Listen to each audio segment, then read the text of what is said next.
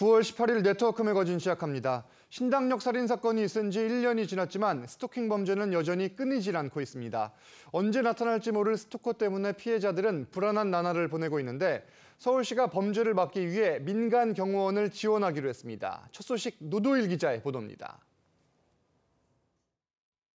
2021년 11월 서울의 한 오피스텔에서 20대 여성이 헤어진 남자친구에게 살해당했습니다. 피해 여성은 당시 스마트워치를 착용하고 있었지만 소용이 없었습니다. 지난 7월 인천에서도 접근 금지 명령을 어긴 전 남자친구에게 30대 여성이 목숨을 잃었습니다. 스토킹 피해자들은 끝없는 공포에 시달린다고 호소합니다. 이 집 앞에서는 늘 소송거리고 있는 거죠. 그분이 있다 생각을 하면은 가슴 이렇게 뛰는 소리가 진짜 쿵쿵쿵쿵 소리가 제가 막 들릴 정도.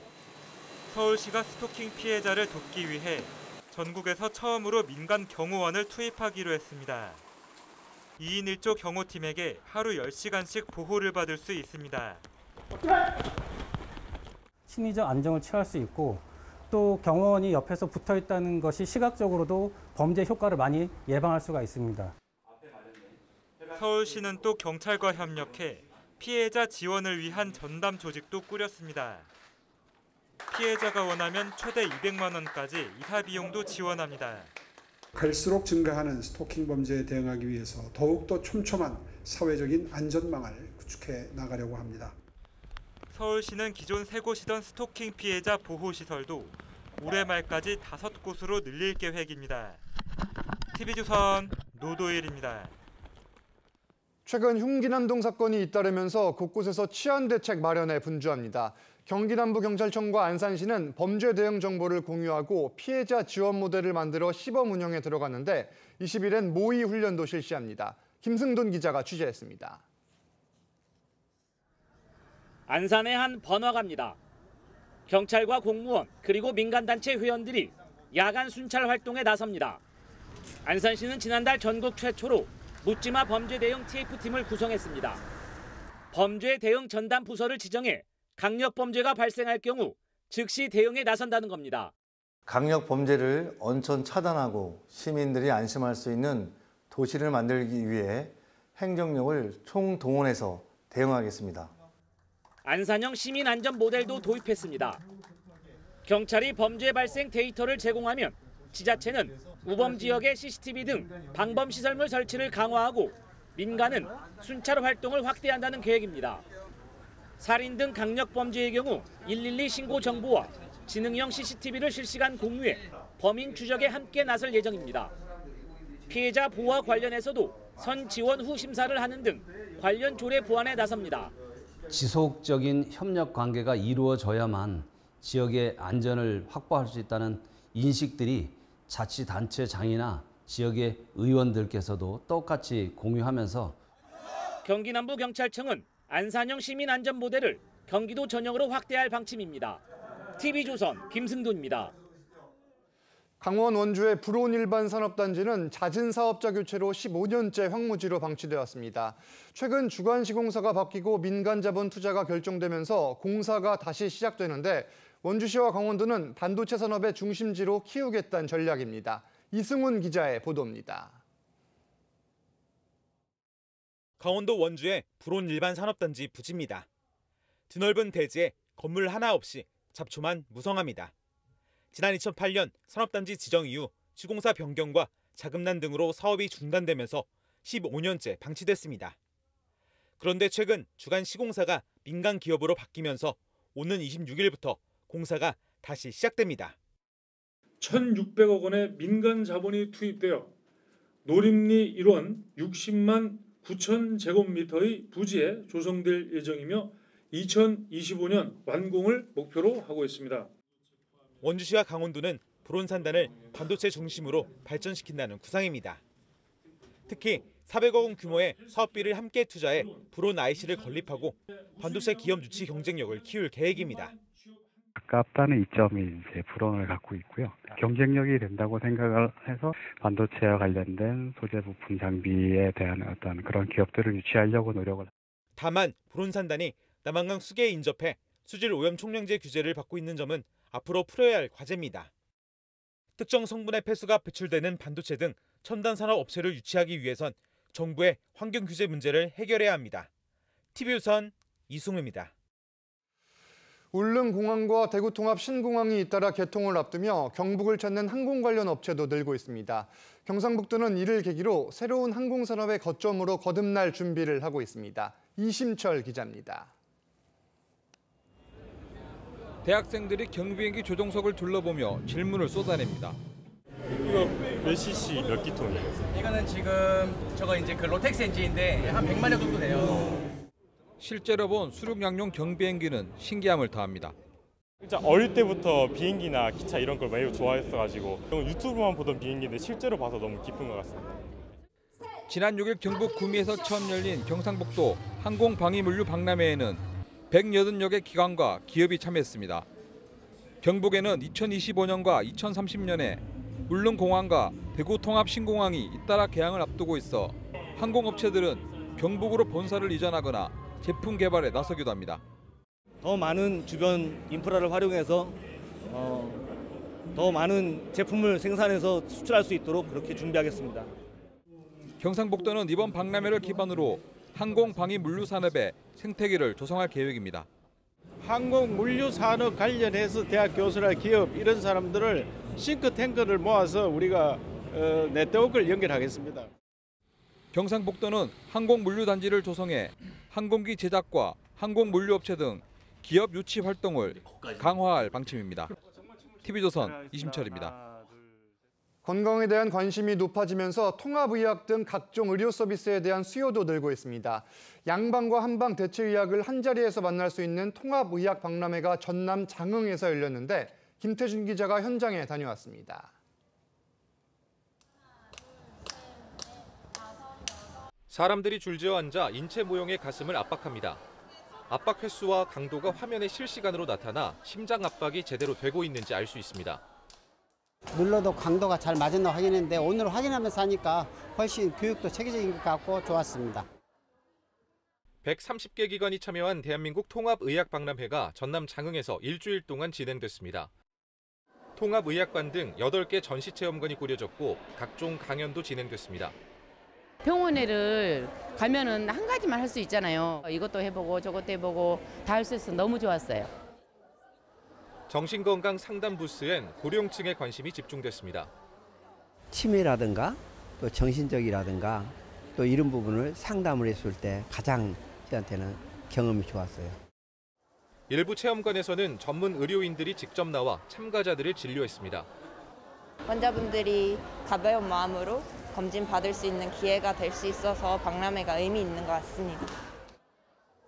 올해로 12회째를 맞은 이번 박람회엔 13만여 명이 현장을 찾았습니다. TV조선 김태준입니다. 경남 밀양시가 나노산업 등 신성장 동력 사업을 적극 추진합니다. 박일호 밀양시장은 13일 설명회를 열고 지난 10년 동안 나노융합 국가산업단지 조성 등으로 경제구조 전환에 성공했다고 평가했습니다. 박 시장은 또 기회발전 특구 지정, K푸드 등 신성장 동력 사업을 적극 추진하겠다고 밝혔습니다. 그러면서 물류산업 견진기지와 대학 유치 등을 통해 일자리를 창출하고 인구 증가로 연결할 방침이라고 덧붙였습니다. 계속해서 네트워크 매거진 초대석 시간입니다. 충청남도는 민선 8기 출범 이후 국내 기업 71곳에서 14조 원 넘는 투자를 이끌어냈습니다. 특히 천안과 아산은 차세대 디스플레이 국가첨단 전략산업 특화단지로 지정되는데 김다루 기자가 김태흠 충남지사를 만나 자세한 이야기를 들어봤습니다. 네, 지사님 안녕하십니까. 네, 취임 1주년이 지났습니다. 충남 도정을 이끌면서 어떤 변화가 있었고 성과를 내셨는지요? 도정도 사람이 하는 일이지 않습니까? 구성원들이 목표와 방향을 정확히 인식하고 또 도의 그런 체질을 역동적이고 열정적이고 파워풀하게 바꿔왔다. 이렇게 말씀드릴 수 있고요. 또 충남은 정부의 긴축 재정에도 불구하고 8조 3천억 원대인 국비를 9조 원 시대로 열었고 또 10조 원 시대를 눈앞에 두고 있습니다. 대표적인 성과로는 삼성 디스플레이 4조 1천억, 그다음에 코닝사 2조 등 국내외 71개 기업으로부터 14조 원이 넘는 그런 규모의 투자를 이끌어냈습니다. 특히 삼성은 디스플레이, 2차 전지, 또 반도체 후공정 패키지 등에 앞으로 52조 원을 충남에 더 투자하겠다고 발표를 했습니다. 총 56조 원의 투자가 이루어질 것으로 예상이 됩니다. 또한 200만 평이 넘는 그런 규모의 첨단 국가 산단을 천안과 홍성에 위치했고 디스플레이 특화단지에 천안 아산이 선정됐기 때문에 미래 산업 기반을 강화했습니다. 지난 7월에 이제 충남 지역에 이제 기록적인 폭우가 있었지 않습니까? 그래서 공주, 부여, 논산, 청양 등의 이제 주택과 농경지가 침수되고 약 한 1,600억 원 가까이 막대한 피해를 입었습니다. 충남도는 피해 주민들에게 이제 정부 지원을 별개로 해서 피해 전액 지원을 원칙으로 해서 선 지원 또 후 정산 방식의 특별 정책을 선제적으로 마련을 했는데 이제 주택 같은 경우는 현재 규정으로 하면은 이제 완전히 그 완파가 되면은 3,600만 원 정도밖에 지원을 않고 또 침수되는 경우 같은 경우도 그냥 일률적으로 300만 원 정도가 저희 전부이거든요. 그래서 충남은 주택 복구비는 물론 이제 거기에다가 TV, 냉장고라든가 세탁기 등 뭐 침수로 망가진 전자제품, 또 가재도구 이런 부분들도 일체를 지원하고 있습니다. 또 재보험에서 제외되는 이제 경운기, 또 농기계 지원 이런 부분들 또 신속하게 지원을 해서 영농재개를 둬야 되겠다 해서 그런 그 전액 지원 발표를 했고 지금 다 끝난 상황입니다. 네. 충남 같은 경우는 이제 석탄화력발전소가 전국의 이 반이 이제 그 충남에 소재하고 있는데 이로 인해서 27조 원의 그런 경제 손실이라든가 2만여 명의 일자리 감소 등 막대한 피해가 예상되는데 그래서 이런 그 지역 경제 위축이라든가 또 일자리 전환이라든가 또 대체 산업 육성이라든가 이런 부분들을 위해서 저희가 이 특별법을 제정을 해서 약 10조 원 정도 기금을 만들어서 지원을 좀 하자. 독일 같은 경우도 뭐 석탄 발전 폐지 지역에 60조 가까이의 그 국가 재정을 투입을 해서 뭐 산업 전환이라든가 일자리 문제라든가 이런 걸 좀 해결을 하고 있습니다. 이 석탄 화력 발전소를 폐쇄하면서 대체 건설이라든가 수반되는 일자리 전환이라든가 이런 문제를 좀 해야 되겠다 해서 지금 진행을 하고 있는데요. 여야가 많은 의원들이 좀 동의를 하고 있기 때문에 올 연말까지 통과가 되리라 이렇게 예측을 하고 있습니다. 이제 디스플레이 분야 글로벌 기업이 이제 미국 코닝사지 않습니까? 네. 충남에 이제 2조 원대 신규 투자를 나서면서 세계 최초로 차세대 디스플레이 통합 공급망이 들어서게 됐다. 이런 의미를 가질 수 있고요.